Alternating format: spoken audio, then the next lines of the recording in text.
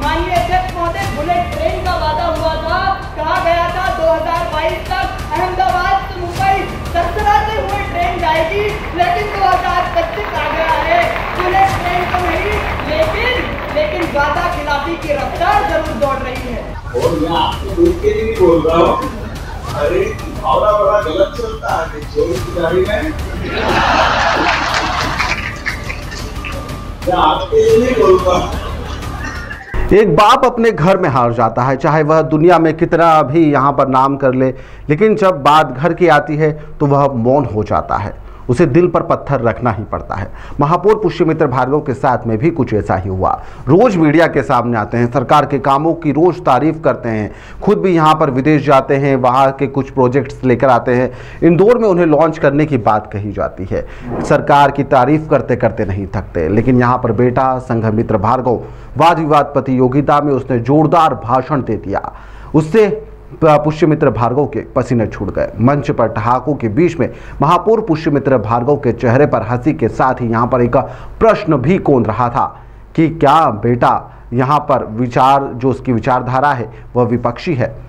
पुष्यमित्र की तरह यहाँ पर बेटा भी यहाँ पर अच्छा वक्ता बन रहा है, लेकिन कम उम्र में ही यहाँ पर सीएम मोहन यादव, विधानसभा अध्यक्ष, विधायक और सांसदों के सामने जिस तरह से संघमित्र भार्गव ने सरकार को घेरा, तो यहाँ पर ठहाकों के बीच में एक नाराजगी भी देखी गई।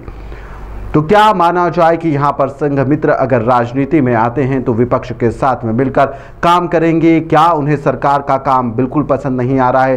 क्या वह पिता की पार्टी से नाराज चल रहे हैं? क्या वह बीजेपी के शासन को अच्छा नहीं मानते हैं? क्या पिता ने यहाँ पर बीजेपी सरकार को लेकर किए जा रहे कामों के बारे में बेटे को यहाँ पर घर पर नहीं बताया है? ऐसे कई तरह के सवाल यहाँ पर विपक्ष पूछ रहा है और यहाँ पर लोग भी पूछ रहे हैं। लोगों के जहन में कई तरह के सवाल घूम रहे हैं। सभी लोग यहाँ पर पहले संघमित्र को देख रहे थे और उसके बाद में महापौर पुष्यमित्र भार्गव की तरफ देखा जा रहा था। बेटे ने मंच से यहाँ पर सरकार को लपेटा तो सरकार ने भी लगे हाथ महापौर को लपेटे में ले लिया और कह दिया कि चोर की दाढ़ी में तिनका। दिग्विजय सिंह सहित तमाम विपक्ष के नेता इस वीडियो को जमकर शेयर कर रहे हैं और यहाँ पर संघमित्र की तारीफ कर रहे हैं।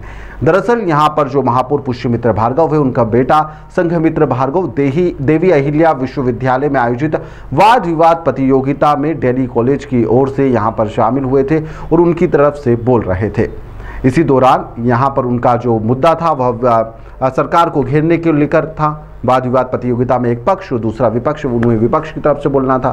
इस दौरान अध्यक्ष नरेंद्र सिंह तोमर, सीएम मोहन यादव सहित कई लोग मंच पर मौजूद थे। भाषण सुनकर सभी ठहाके लगाने लगते हैं। संघमित्र ने मुख्यमंत्री के सामने भरे मंच से देश की रेल सुविधाओं पर जमकर हमला बोल दिया। संघमित्र ने यहाँ पर कहा कि बुलेट ट्रेन का वादा हुआ था, कहां पर गया वो वादा? 2022 तक आपने अहमदाबाद से मुंबई तक सरसराते हुए ट्रेन जाने की बात कही थी, लेकिन 2025 आ चुका है, बुलेट ट्रेन तो नहीं आई। वादा खिलाफी की रफ्तार जरूर दौड़ रही है। करोड़ों रुपए खर्च हो चुके हैं, जमीनों का अधिग्रहण हो रहा है, जमीनों के घोटाले हो रहे हैं, लेकिन यहाँ पर बुलेट ट्रेन सरकार की यहाँ पर पावर पॉइंट प्रेजेंटेशन से बाहर आने के लिए तैयार नहीं है। सरकार कहती है कि यहाँ पर कवच तकनीक सिस्टम से रेल हादसे बिल्कुल खत्म हो जाएंगे, लेकिन यहाँ पर जो आंकड़ा संघमित्र के द्वारा रखा गया कि पिछले 10 सालों में यहाँ पर 20,000 लोग रेल हादसों में अपनी जान भी गंवा चुके हैं। इस दौरान जब यह भाषण चल रहा था, मंच बाहर तालियां बज रही थी और लोग ठहाके भी लगा रहे थे। सुनिए। हो जाएगी और पूरी तरह से वेटिंग लिस्ट का आलम ही खत्म कर दिया जाएगा, लेकिन हकीकत तो यह है कि आज भी जनता ट्रेन में सफर करने से पहले कोई हादसा न होने की दुआ मांगती है और वेटिंग लिस्ट का आलम तो ऐसा है कि 50 लाख से ज्यादा लोग हर साल टिकट लेने के बाद भी सफर नहीं कर पाते हैं। माननीय अध्यक्ष महोदय, बुलेट ट्रेन का वादा हुआ था, कहा गया था 2022 तक अहमदाबाद से मुंबई सरसराते हुए ट्रेन जाएगी, लेकिन 2025 आ गया है, बुलेट ट्रेन तो नहीं, लेकिन वादा खिलाफी की रफ्तार जरूर दौड़ रही है। महोदय, करोड़ों रुपए खर्च हो गए, जमीन अधिग्रहण में घोटाले हो गए, लेकिन बुलेट ट्रेन सरकार की पावर पॉइंट प्रेजेंटेशन से बाहर नहीं आ पा रही है। महोदय, सरकार कहती है कि कवच तकनीक सिस्टम से रेल हादसे खत्म हो जाएंगे, लेकिन आपको बात बता दूं कि 10 साल में पिछले 10 साल में 20,000 लोगों ने रेल हादसों में अपनी जान गंवाई है। क्योंकि महोदय, जब रेल के डिब्बे टूटते हैं, रेल पटरी से फिसलती है, तब सिर्फ उस रेल के डब्बे नहीं टूटते, एक माँ की गोद सूनी हो जाती है, किसी बच्चे का भविष्य अंधकार में चला जाता है और एक बूढ़े पिता की आंखों से उसकी आखिरी उम्मीद छिन जाती है। महोदय, स्टेशन रीडेवलपमेंट की बात होती है, कहते हैं 400 स्टेशन हम एयरपोर्ट जैसे बनाएंगे, बनते कितने हैं? केवल 20। वहां पे भी जनता की आवाज आती है कि हाँ, चमकते बोर्ड तो हैं, लेकिन पीने का पानी महंगा है और भीड़ की भीड़ वही है। लेकिन आज मैं आप सभी को कुछ तथ्य प्रस्तुत करना चाहता हूं कि सीएजी की रिपोर्ट 2022 हमें यह बताती है कि 1.25 लाख करोड़ रुपए जो जनता का पैसा स्टेशन बनाने के लिए स्वीकृत किया गया था, उसकी आज भी 80% परियोजनाएं बाकी है। उसके बाद जो 78% सुरक्षा पर पैसा खर्च करना था, उसे डाइवर्ट कर दिया गया। और इकोनॉमिक टाइम्स की 2020 हमें यह रिपोर्ट बताती है कि 300 करोड़ रुपए की कैटरिंग का निवेश एक ही कंपनी को दे दिया।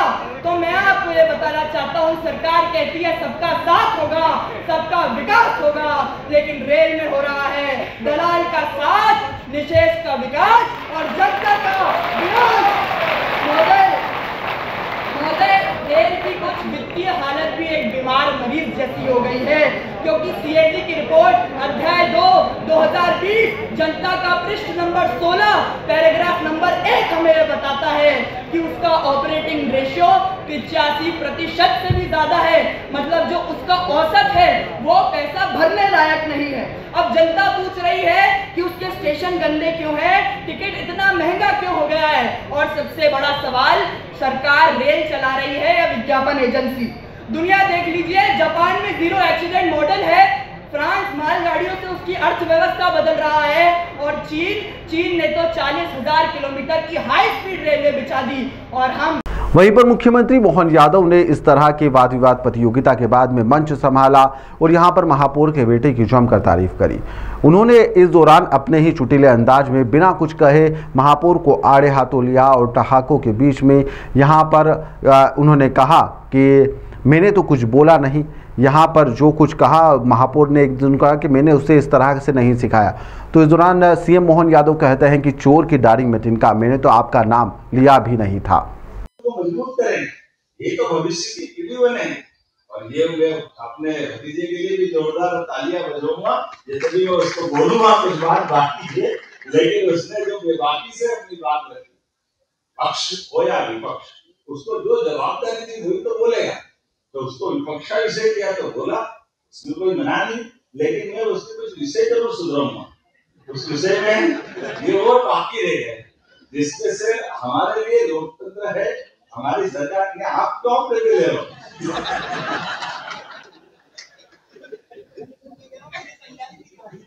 अब मेरे थोड़ी मालूम किसी तैयारी, और मैं आपको देख के भी नहीं बोल रहा हूँ।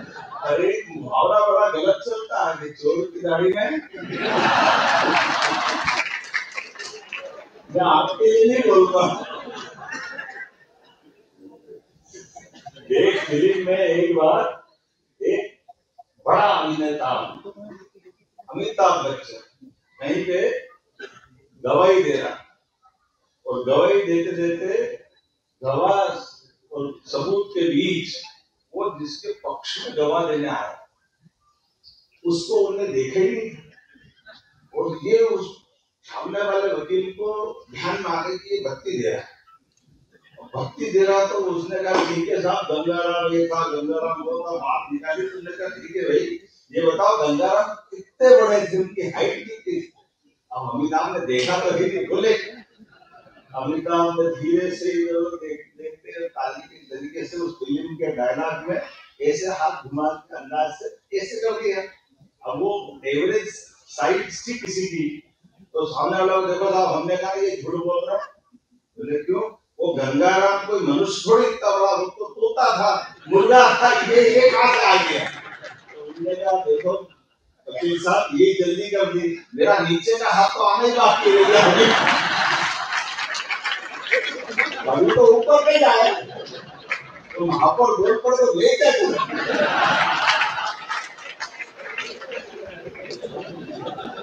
मैं आपके लिए नहीं कह रहा हूँ, हमारा भतीजा बहुत अच्छा बोला, लेकिन जो बचा है उसको और अच्छा कराएंगे, इसलिए बोलना जिसने भी पढ़ाया उसका अच्छा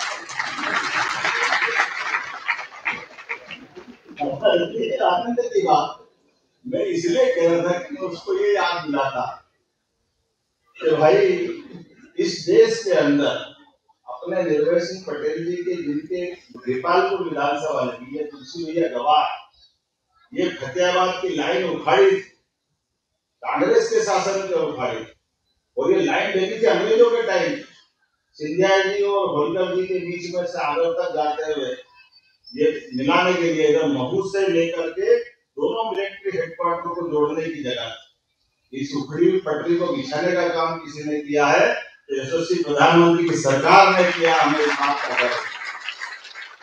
और बुलेट ट्रेन की बात है तो ये बात भी सही कि सपना देखा गया था, बुलेट तो छोड़ो, अभी तक भी आपके घर से कभी बड़े बड़े निकलते थे वो लाल लोहे के सने वाले डब्बे के नाम रेल के दिमाग में से चित्र नहीं जाता, वो रेल आप जो चल रही है तो उसका जो मजा आता है ये केवल मोदी नहीं कर सकते, हमारे अपनी सरकार में इसके आधार पर हमको आनंद आता है।